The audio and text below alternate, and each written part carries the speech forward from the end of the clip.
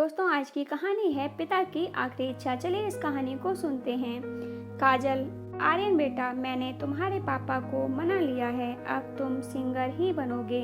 चलो अब यूरोप जाने की तैयारी कर लो। तुम्हारे लगन और जज्बे की वजह से ही तुम्हें यूरोप जाने का सुनहरा अवसर मिल रहा है। वैसे तुम्हारे पापा इतना भी नाराज नहीं थे तुम्हारे यूरोप जाने को लेकर, बस वो तुम्हें खुद से दूर नहीं भेजना चाहते। अब काजल आर्यन के पिता से आकाश जी से कहती हैं, मुझे पता है जी, आप इस समय किस दौर से गुजर रहे हैं। एक तो आपके इलाज के लिए पैसों की ज़रूरत है, वहीं दूसरी तरफ आर्यन यूरोप जा रहा है, उसे भी इस समय पैसे देने ज़रूरी हैं।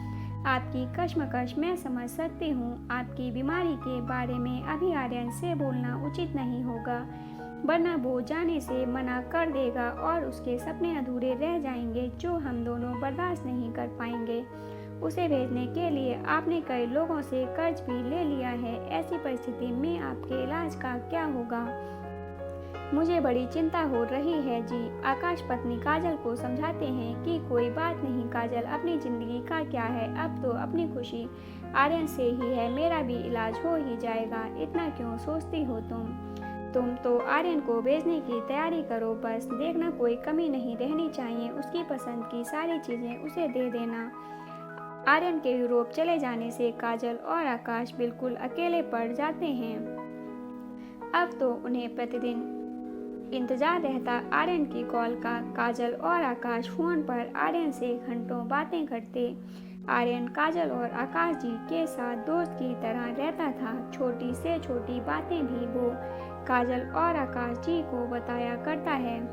यूरोप जाने के बाद भी उसके बर्ताव में कोई कमी नहीं दिखी। वो काजल और आकाश जी से बेहद प्यार करता था।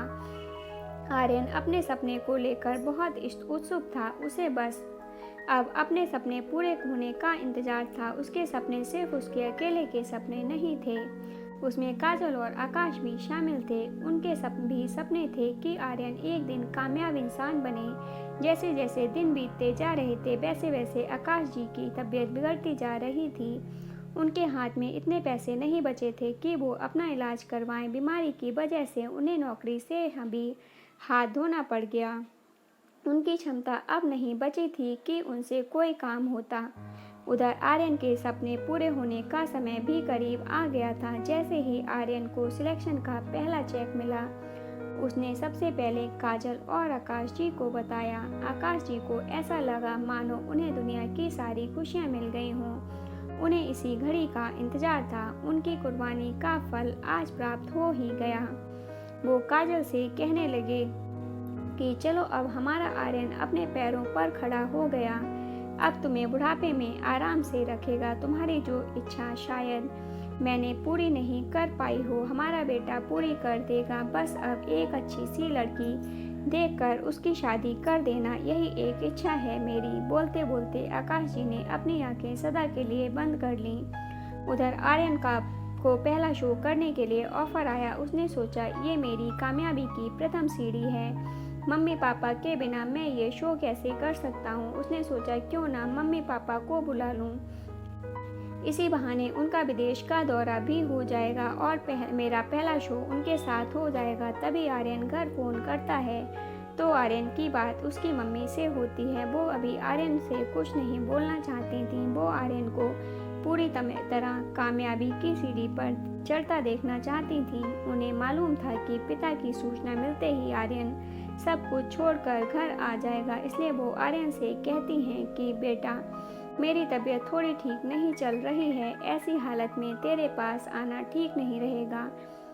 वैसे भी घंटों का सफ़र जहाज में बैठकर नहीं हो पाएगा बेटा, हम लोग फिर कभी आएंगे। तेरी ये पहली कामयाबी है बेटा, हम लोगों का आशीर्वाद सदा तेरे साथ है। आज मैं और तेरे पापा बहुत खुश हैं बेटा, तूने अपने सपने को बड़ी शिद्दत से पूरा किया है। पापा बाजार गए हैं, बाद में तेरी बात करवाऊंगी। बोलते बोलते काजल की आंखें डबडबा गईं। आर्यन कहता है, हाँ माँ, मैं भी बहुत खुश हूँ। आज आपकी और पापा की वजह से ही आज मैं इस मुकाम पर खड़ा हूँ। आज मैं शो के बाद सीधे एयरपोर्ट जाऊँगा माँ, आज मैं घर आ रहा हूँ।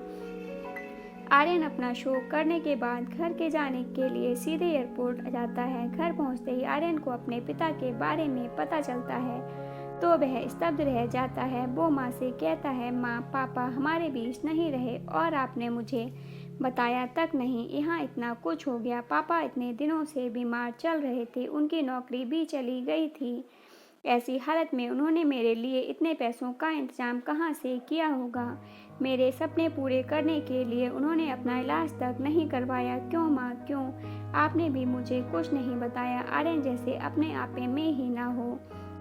काजल आर्यन से कहती है कि बेटा, तुम्हारे पापा ने मना किया था मुझे तुझे कुछ भी बताने के लिए, वरना तू सब कुछ छोड़कर आ जाता। वो तुझे कामयाबी के शिखर पर देखना चाहते थे, पिता थे ना तेरे। बोलते बोलते काजल आर्यन को पकड़कर फूट फूट कर रोने लगी। दोस्तों, आज की कहानी आपको कैसी लगी कमेंट बॉक्स में ज़रूर बताइएगा। यदि कहानी अच्छी लगी हो तो लाइक और शेयर ज़रूर कीजिएगा। ऐसी ही अन्य कहानियों को सुनने के लिए चैनल को सब्सक्राइब कर लीजिएगा। कहानी को पूरा सुनने के लिए धन्यवाद दोस्तों।